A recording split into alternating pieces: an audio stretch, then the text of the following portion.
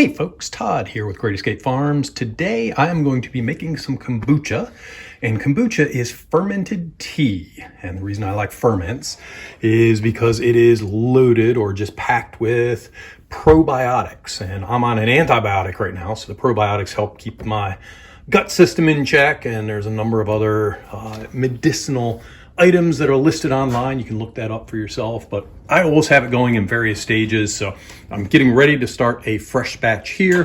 This is a batch in the first ferment that is about to go into the second ferment, which would be in this. And once it's in there for a while, it comes out and ends up making a carbonated beverage like this right here. So let me explain the first ferment. So the first thing I did yesterday, I went ahead and I made up some tea, and I boiled a certain amount of water, and we'll see the recipe here in a minute. And I added tea bags and sugar. And then I let it cool down to room temperature. And I will add some starter kombucha, which is just some kombucha that has already started, just speeds things up a little bit, and something called a SCOBY. And again, we'll get into that a little bit more in a moment.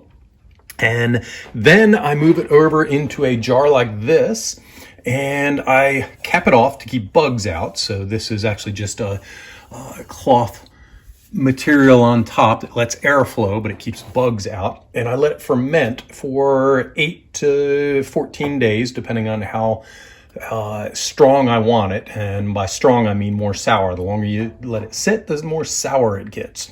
After that, you can just take it and drink it if you want. It's all set to go, but I like a little extra flavor, and I like carbonation. So this right here is not carbonated at all. In order to get it carbonated, I need to do a second ferment. So this is first ferment right here, and this one is complete.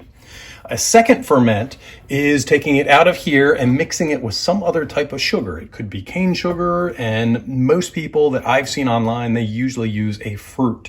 So I have been doing cherries. Actually, I have some right here because I'm getting ready to do it. So I have a bag of cherries I picked from my tree last year, and it's been in the freezer. And actually, this is 2020, so that's 2 years ago.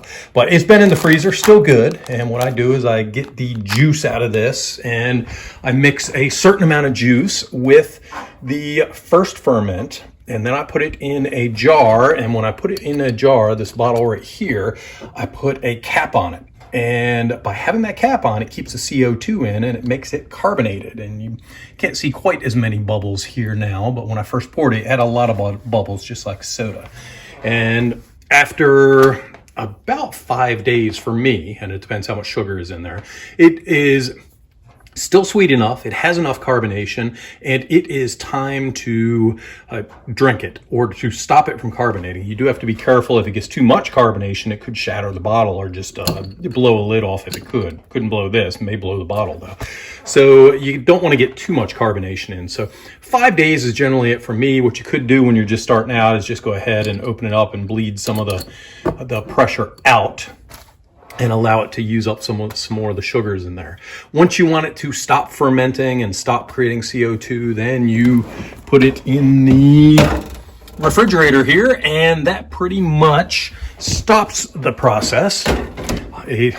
I will say it slows it down to an extreme amount, so it's almost a stop. It's still fermenting a little, but not too much. And at that point, it's there for when you want to drink it. So with that said, let's go ahead and move. Oh, one other thing I want to point out. You'll see this is in a metal pan here. You'll see a lot of different articles online that say not to use metal. And I don't use metal with my SCOBY, although I could. If I was cutting this SCOBY to give it away to a friend, this is a whole SCOBY on top here. If I were to cut that and give it away to a friend, I would cut it with a knife or a pair of scissors. Other than that, my SCOBYs don't touch metal. There's no SCOBY in here. This is just tea, sugar, and water, and that's it. And the whole religion of not using metal at all in your kombucha is just kind of a bit much for me. So I've been doing this for quite a few years now, and as long as I keep the SCOBY away from metal, everything is fine. So okay, we are starting kombucha. So I have water here starting, it'll get up close to a boil. So it's cooking right now. That's heating up. That's just plain water. There's 21 cups. And to make 1.5 gallons, what I need is 21 cups of water, 12 tea bags, which I have here, and let's see, 1.5 cups of sugar. So I'll worry about the starter kombucha later. So I measured out the sugar and I put it in here for ease of doing this one-handed while the other hand is holding the camera. So I put the sugar in, and as it heats up, the sugar will fully dissolve. And then as soon as that happens, I will add the tea.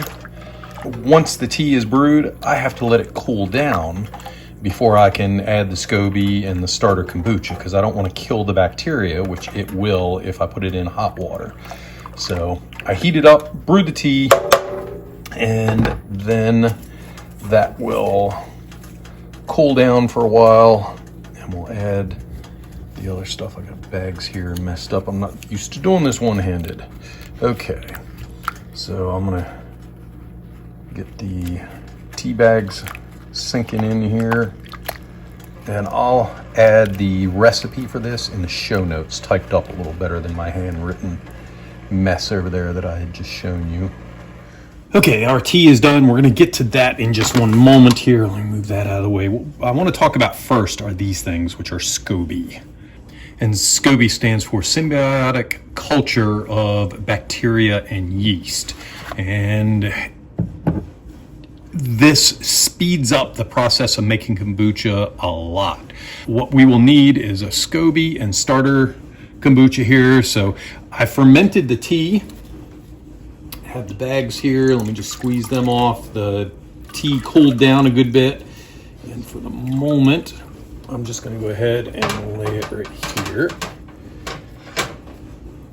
And I'm going to add in, this is my starter tea, which is actually my last batch of kombucha. I have 3 cups here, so I'd make 3 half-gallon jugs, and out of each half-gallon, I add in 1 cup, and then I do a second ferment on the rest, and this 1 cup from each, so a total of 3 cups, comes back in to this kombucha, and that will help it get started.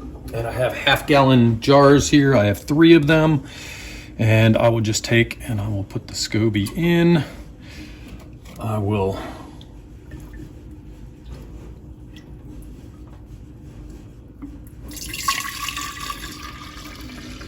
fill this up almost to the top. And again, this is based on my formula here, which I gave you in the beginning.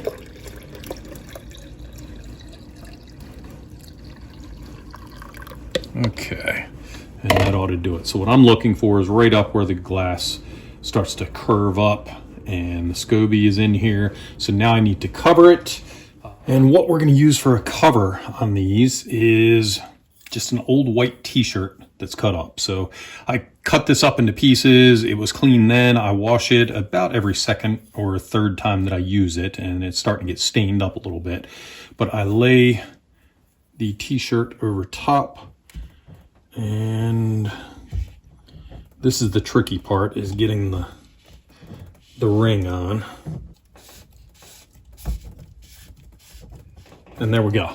So what this does is it allows the kombucha to breathe, so it doesn't create carbonation or any issues that I don't want right now. It also keeps bugs and stuff like that out. Okay, first ferment, I have the SCOBY sitting in there. You can see them floating on top. And I bring them in here. Shoot, I forgot to turn the light on. Well, hopefully we got enough light here. And we get almost no light whatsoever through the window there. So I want these to be relatively dark. You can see those are bubbles up on top. The SCOBY is in there. It will actually, after a week, it will grow a new SCOBY up here on top, or not a new one, but it will add on to this. This one will move up some, and it will actually get thicker as time goes on. Okay, I have the light on so you can see a little better, and all 3 jars here, and we will let these sit for 8 days, and this is the first ferment, and at 8 days we will come and mix it with some fruit for the second ferment. Today is Second Ferment Day, and we're also starting a new fresh single ferment, or first ferment. So we'll bring this over and we have our station set up here.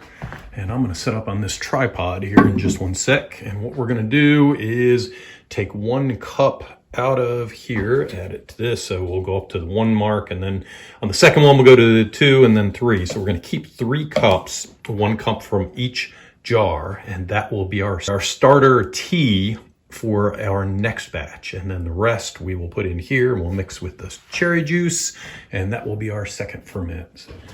Okay, so let me just do this. I'll just go ahead and do 1 on camera, and it's just a repeat process of the second. And don't throw the ring on the floor.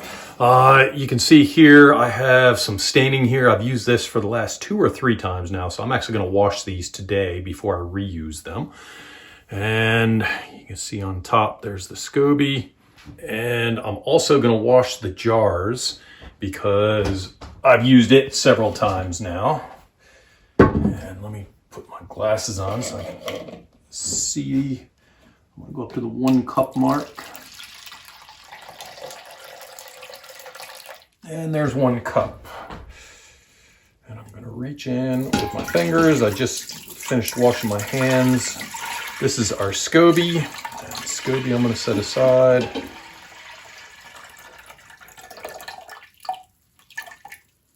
And you can see there's some sediment down here on the bottom of the jar itself. So I'm gonna give all of these a good thorough washing.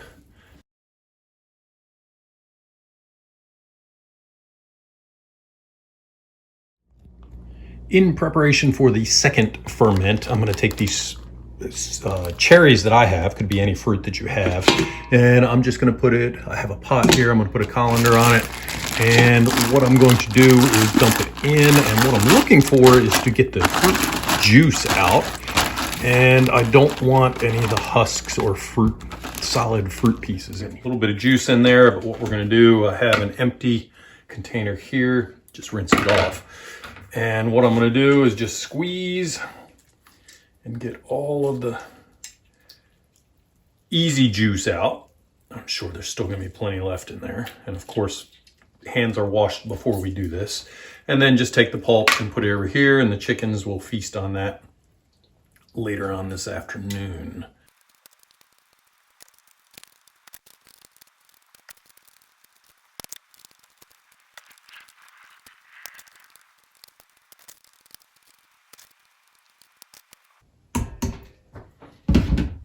Okay, and with that we ended up with a little bit of juice in there, plenty enough for what we're gonna do today. So I have not 4 cups, but I have juice left from last batch. I'm gonna use that first because I like to use up the older stuff. It's been in the refrigerator. And what I'm going for is 4 cups. So that is about a little bit less than 2 cups that I had there. I don't really have enough worth keeping, just a little bit in there, so we'll add that. So I'm using cherry juice. You can use anything you want, any type of juice. I've done ginger in the past, and I actually put the ginger in the bottle itself, and you'll see what I mean by that in a moment as far as putting this in the bottle. And the only problem is it's a little bit chunky, and when you eat one of those chunks, ginger is kind of hot, spicy. So it definitely, there's got to be some way to mix ginger up with water or something and actually juice it and just get the juice out so you add the flavor to it. So let me pull this a little bit closer. We're done with this now. Okay, what I do the second ferment in are these bottles right here. They're flip top bottles. Might be called growlers. I'm not sure about that. But they seem to work perfect for me. And what I do is I will fill them up to about this point right here, somewhere up in the neck. So that would be too low, and I don't want it up top. I want it completely up to the top. I want to leave a little bit of room so that it can get a little bit of pressure and carbonation. That's what I'm looking for.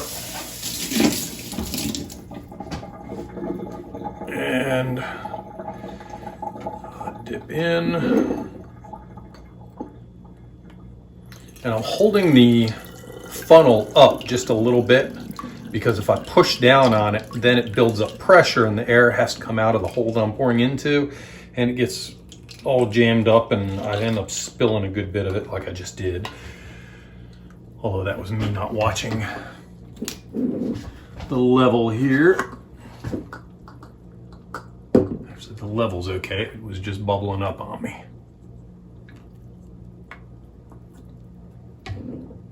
So I am right here. I'm gonna go a little bit.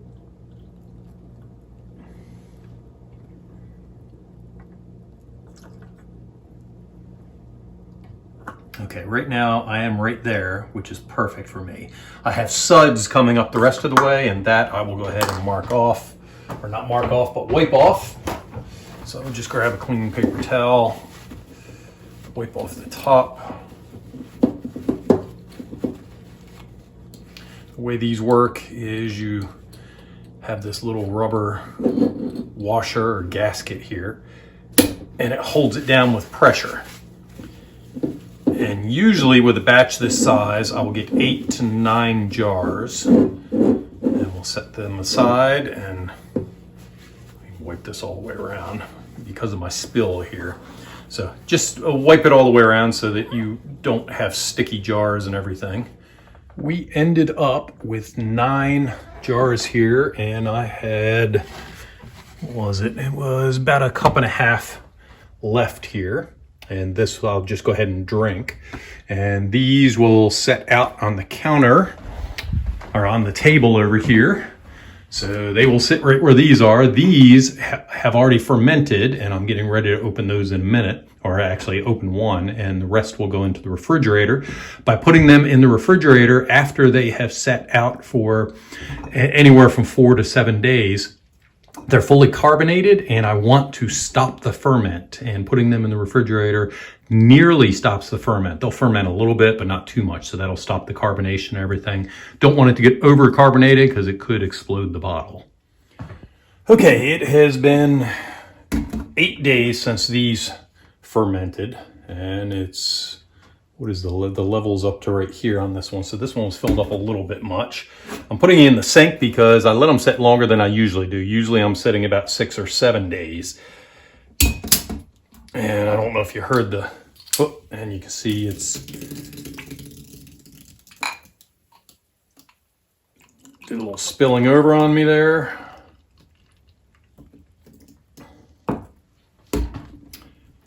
And this is what it looks like right here. And I've just made up another batch, so this is what it looks like right as I'm putting it in the bottle. So let me show you the color difference between the two. So this is the fermented one, and this is the one that's going into ferment. So this one, you can, hopefully you can see there's lots of bubbles in there, lots of CO2. It's definitely a very carbonated beverage, and it's ready to go.